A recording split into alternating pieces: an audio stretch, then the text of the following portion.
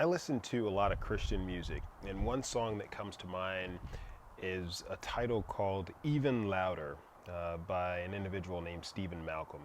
And in that song, there's a line that says, "The bigger depression hits, the louder my praise gets."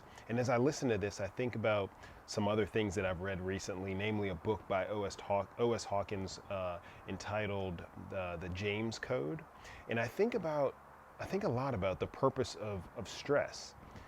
Oftentimes we just accept stress either through worry or by trying to relieve it, but we don't think about its purpose. So, what I'd like to highlight here is that stress actually has a purpose. What does this have to do with health and fitness? Well, put simply, I view health and fitness as a mix of our actions in three areas that we can actually control. One is nutrition, one is exercise, and the other is stress.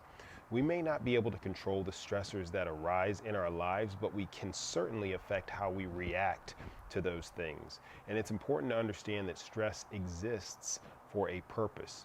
It's often viewed negatively, but it can serve us well. We just need to recognize and manage that.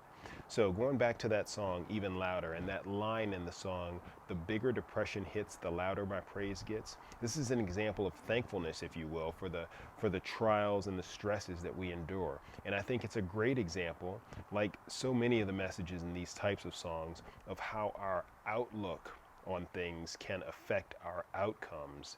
And that's really the takeaway here. Whether it's spirituality, life, health, or fitness, just understand that stressors exist for a reason, but it's how we react to those things that determine our way forward and whether that way forward is going to be positive or negative.